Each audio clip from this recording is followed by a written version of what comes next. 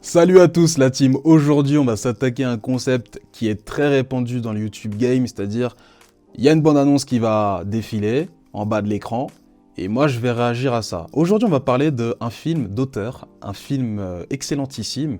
Je pense que Martin Scorsese, s'il regardait ça, il dirait ça c'est du cinéma. On va parler de Fast and Furious X. Rien que le titre. Tu sais que c'est Vin Diesel qui a dit au studio Universal, je veux l'appeler Fast and Furious X. Bon, X, voilà, c'est 10 en chiffres romains, je pense que t'avais capté. Vous matez des Fast and Furious, mais je vous prends pas pour des débiles. C'est juste que, voilà, je te donne l'info. Si tu savais pas, c'est le 10e épisode. C'est pas un film X-Men, c'est pas le... c'est pas le nouveau X-Men. Bref, on va mater la bande-annonce en VF. Petit contexte avant de commencer. Moi, j'aime beaucoup les Fast and Furious. Quand j'étais jeune, le 2, je l'ai poncé. Le 3, je l'ai adoré. Le 4e, le 5e, c'est le meilleur. Le 6e, il était dans la lignée du 5e, mais moins bien. Il était bien, mais moins bien. Le 7e n'était pas incroyable, ça commençait à partir en vrille. Déjà, dans le 6e, la scène du pont, là, où Vin Diesel sautait, ça partait vraiment en vrille. Mais le 7e, on a tous kiffé pour une scène en particulier. Voilà. Le 8e, pour moi, c'est le pire de la série, c'est la catastrophe, c'était du n'importe quoi. Et le 9e, il n'y a rien à dire en fait, hein. Il te ramène Anne d'outre-tombe avec une explication à la mort moelle-neu là, c'était n'importe quoi. Donc bref, cette franchise, on le sait, c'est une vache à lait pour Universal, ils dépensent des sous. Mais bref, on n'est pas là pour parler de la franchise, on est là pour mater la bande-annonce. Ma réaction, je vous préviens, moi je suis pas le genre de mec qui va faire des têtes bizarres, choquées. On regarde, je vous mets en VF, d'habitude je m'attends VO sous-titré, et on commande juste après, c'est parti. Cette route a été c'est qui elle déjà? Me dites pas que c'est la mère de Vin Diesel là, c'est Toretto. C'est qui? Qu'est-ce qui te trotte dans la tête? Des paroles de petit Brian. Il m'a dit, papa, toi t'as peur de rien. Moi aussi. J'ai peur de perdre quelqu'un que j'aime. Dominique Toretto. Tu vas savoir ce qu'est la peur, la vraie. Toujours la même chose, c'est incroyable. Tu t'es construit une vie de rêve. Avec l'amour. On va apprendre que... Moi j'ai pas eu cette chance. C'est son cousin, j'en suis sûr. Tu m'as tout volé. Mon avenir. Ma famille. Cette fois, à mon tour de prendre les tiens. Un par un.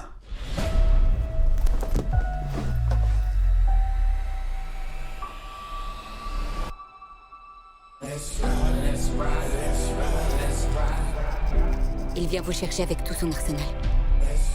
C'est quoi le plan, Dom? Ah, John Cena, il est là. L'un de nous pourrait ne pas revenir. Ça va se passer en Italie, une partie de l'histoire. Mais on doit se battre. Aïe aïe aïe, attitude adjustment de John Cena. J'ai accepté la mort. Quand la douleur est due. Ça va péter!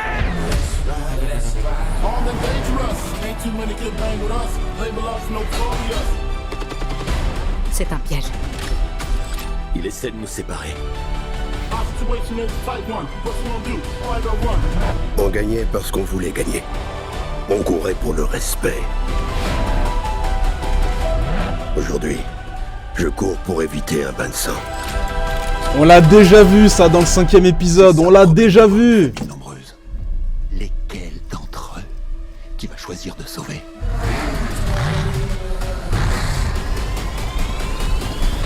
C'est parti!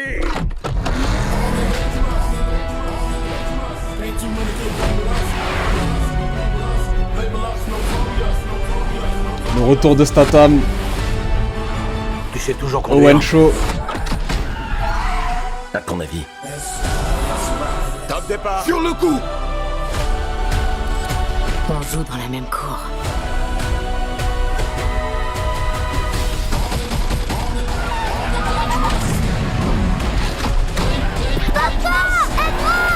Oui, mon fils, je suis là. Généralement, les scènes qui se passent sur un pont, ça part en vrille. Qu'est-ce qui va se passer? Parce que là, on nous montre tout le film. Hein. Il y a tout le film qui est dévoilé. Arrive. Tu pourras jamais me prendre ma famille.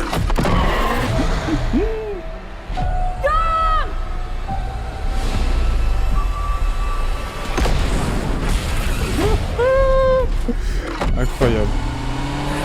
Incroyable. Le retour de Charlize Theron. Je crois pas, c'est une blague.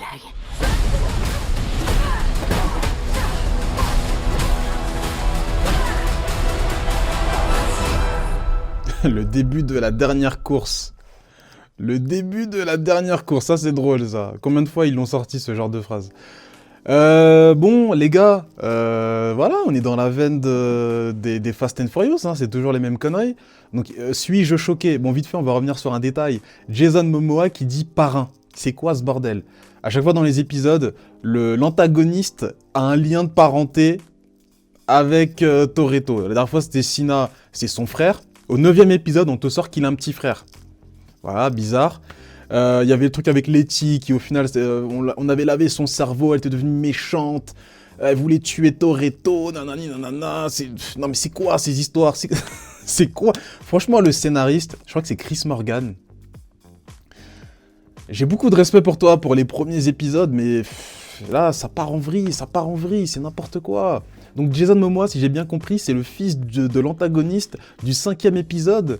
Et quand ils ont pris les deux coffres, d'ailleurs, super scène d'action au passage, bah en fait, c'était, entre guillemets, par définition, par lien de sang, c'était aussi son argent. Donc on l'a volé, quoi. Et c'est un peu malsain, mais c'est un moyen, parce que c'est sûr que cette scène sera dans le 10e épisode. Ils vont te remettre la scène où ils ont volé les coffres, donc on reverra Paul Walker. Ça sera pas l'image de synthèse, c'est juste qu'ils vont reprendre une scène des anciens films. Et Paul Walker, on le voit sur les photos, alors je comprends, hein, Paul Walker, c'est l'âme de la série. Moi, c'est pour ça que le 2e épisode, c'est mon préféré, c'est parce que c'est le seul épisode où Paul Walker, c'est la tête d'affiche. Quand Vin Diesel est là, bah, il vampirise la production et c'est lui le patron, c'est lui le padré. Mais putain les gars, c'est quoi cette histoire? Elle est nulle. Pour ceux qui ont vu le 2, là, pour ceux qui se rappellent du 2, il y a Carter Veron. Carter Veron, il fait un regard à Tyrese, il lui dit « Écoute, on se reverra », c'est lui qu'il faut faire revenir. Bon, là, je suis en train de m'emballer sur du Fast and Furious, alors qu'on s'en bat les steaks, en vrai, on s'en bat les steaks. Mais voilà, c'est toujours de la facilité, la famille.